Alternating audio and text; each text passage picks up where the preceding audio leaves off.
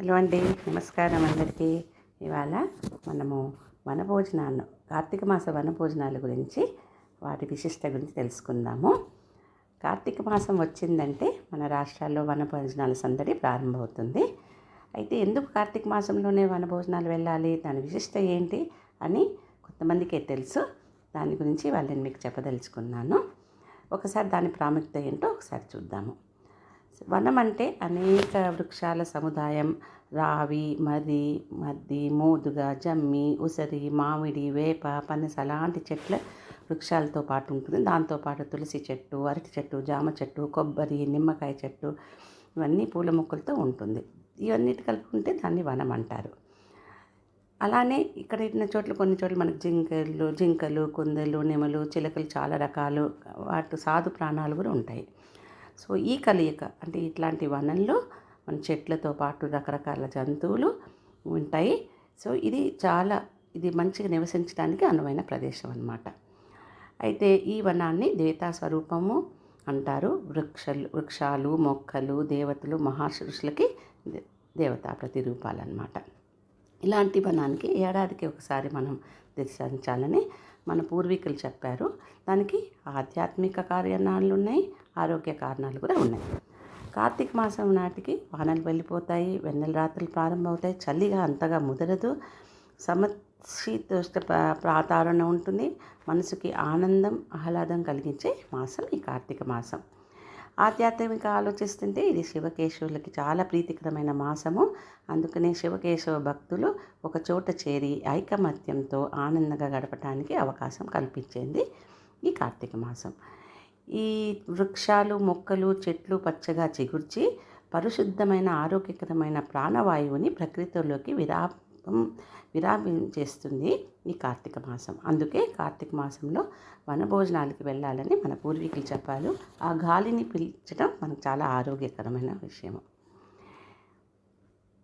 అయితే ఈ పుణ్యమైన ఈ కార్తీక మాసంలో వనవిహారం చేసండి అని ఎవరు చెప్తే వెళ్ళరు మామూలుగా. అయితే మనం ఏం చేస్తాము, మనం వనభోజనాలన్నీ పెట్టుకొని అందరం కలిసి అక్కడ వెళ్ళి అక్కడ అన్ని ఏర్పాట్లు చేసుకొని పూజలు చేసుకొని వనభోజనాలు కూడా ఏర్పాటు చేసుకొని అక్కడ మనం భోజనాలు చేస్తాము. సో ఈ విధంగా మనకి అన్ని రకాలుగా ఒక పుణ్యం, పురుషార్థం వెళ్ళినందుకు సరదాగా పిక్నిక్ వెళ్ళినట్టు ఉంటుంది, అక్కడ పూజలు చేసుకున్నట్టు ఉంటుంది, మన ఆరోగ్యకరమైన విషయం కూడా. అంతటి మంచి వాతావరణంలో మనందరం కలిసి తిరుగుతుంటే కూడా చాలా హెల్దీ వాతావరణం అనమాట ఆ టైంలో. సో దీనికి ఒక నియమం ఉంటుంది. సూర్యోదయం ముందు మనం అందరం లేచి ఇంట్లోంచి బయలుదేరి వనానికి రావాలి.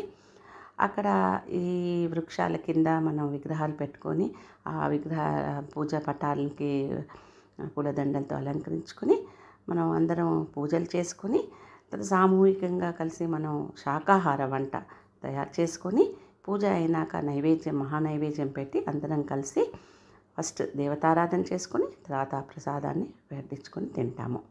తర్వాత ఆటపాటలతో మనకు ఆ రోజంతా గడుస్తుంది. దీంతో మనకి బంధాలు అంటే మనకి ఫ్రెండ్షిప్, మన చుట్టాలతో మంచిగా బంధాలు అలా బలపడతాయని ఇదొక కారణం అందరు కలిసి వనభోజనానికి వెళ్ళటానికి. అయితే మేము ఈ వనభోజనం కార్యక్రమము మా తోటలో 40 కిలోమీటర్లు హైదరాబాద్ నుంచి అక్కడ మా మామిడి తోటలో, చిన్న తోటలో మేము ఏర్పాటు చేశాము. మా చిన్నసాటి స్నేహితులు, మా బంధువులందరం కలిసి సుమారు 35 మంది వెళ్ళాము. అక్కడ ముందే కపిలావు, దూడని కూడా ఏర్పాటు చేశాము గోపూజ కోసమని. శ్రీనివాస్ గారని మా పురోహితుడు ముందే వెళ్ళారు. మా వారు ముందు వెళ్ళి పూజా సామాన్తో అక్కడ అన్నీ తయారు చేసి రెడీగా ఉంచారు. సో ఈ విధంగా ఏర్పాట్లు జరిగినాయి. అందరికీ గోపూజకి, మహాన్యాసపూర్వక లింగార్చనకి, ధాత్రి పూజకి అన్నిటికీ అవకాశం చేయగలిగేటట్టు ప్రయత్నాలు మేము చేశాము. సో ముందు సంకల్పం చెప్పించారు ఈ గోపూజ కోసము. చెప్పినాక అందరం కలిసి గోపూజ చేసుకున్నాము. సో కపిలావు, కపిల దూడని గోపూజ చేశాము. సో ముందు సంకల్పం చెప్పించారు, ఆ సంకల్పం తర్వాత గోపూజ చేసుకున్నాం అన్నమాట. సో గోపూజ చాలా విశేషమైన పూజ అది. అందరూ చాలా శ్రద్ధగా చేశారు. తర్వాత గోప్రదక్షిణలు చేసుకున్నాము. గోపూజ చేసుకున్నాక అల్పాహారం చేసి మా వాళ్ళందరూ మళ్ళీ మా పూజారి గారు మహాసంకల్పం చెప్పించి మనము మన చుట్టుపక్క వాళ్ళు మన దేశం అందరూ బాగుండాలని మన కోరికలు తీరాలని సంకల్పం చెప్పించి మహాసంకల్పం తర్వాత మగవాళ్ళ చేత మహాన్యాసపూర్వక ఏకవార రుద్రాభిషేకం చేయించారు. అందరూ చాలా శ్రద్ధగా ఓపికగా చేసుకున్నారు.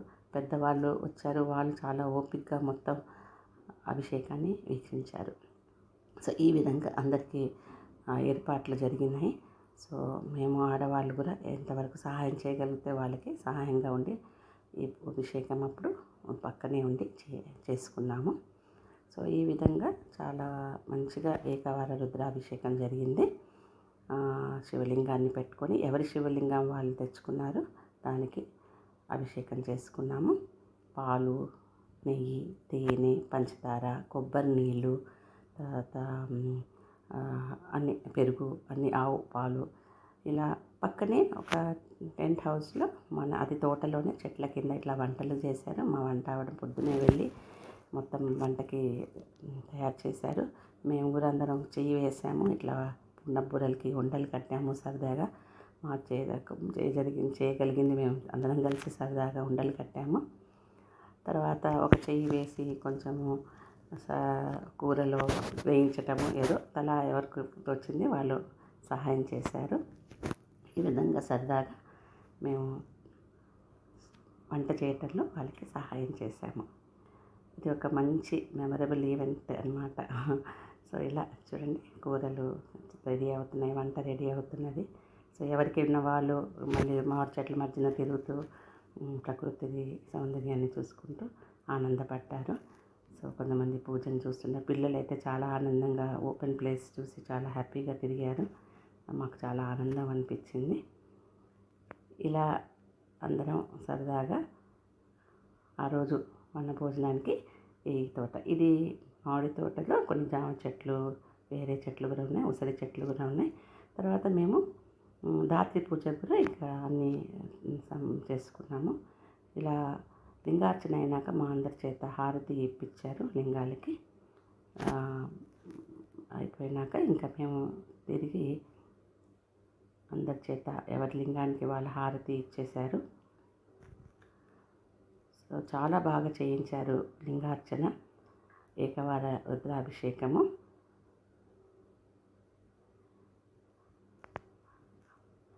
ఇది అనుకోకుండా కార్తీక మాసంలో మాస శివరాత్రి రోజున మేము మా తోటలో ఇలా చేసుకున్నందుకు మాకు చాలా ఆనందంగా అనిపించింది. ఇవంతా అయినాక ఇంతలో మేము కొంచెం ఉసిరి చెట్టు దగ్గర చేయాల్సిన పూజకు కూడా అన్నీ తయారు చేసుకుని, దాంతోపాటు దీపదానాలు కూడా అన్నీ తయారు చేసుకుని పెట్టుకున్నాము. సో ఇక్కడ ఇది అయిపోయినాక అందరం కలిసి ఉసిరి చెట్టు దగ్గరికి వెళ్ళి అక్కడ పూజ చేసుకోవాలని అనుకున్నాము. ఆ పూజ తర్వాత దీపదానాల తర్వాత ఇంకా వన భోజనాలకి అంతలో వంట రెడీ అయింది. తర్వాత అది మహానైవేద్యంగా పెట్టేసి తర్వాత మేము భోజనాలు చేసి మళ్ళీ తిరిగి బయలుదేరుదామని అనుకున్నాము. సో ఈ విధంగా మేము ఆ రోజు కార్తీక మాసంలో వన భోజనాలు చేసుకున్నాము. చూడండి, ఇది మామిడి చెట్టు కింద మేమందరము ధాత్రి చెట్టు కింద, ఉసిరి చెట్టు కింద పూజలు ఇలా చేసుకుంటూ శాస్త్రోక్తంగా జరిపించారు ప్రతి పూజ. గోపూజ, ఏకవార రుద్రాభిషేకం, ధాత్రి పూజ సరే చాలా బాగా జరిగింది. ఇలా కొంచెంసేపు ఉయ్యాలో ఆటలు ఆడుకున్నాక మేమందరం భోజనాలు చేసి తిరిగి ప్రయాణం అయ్యాము. Thank you.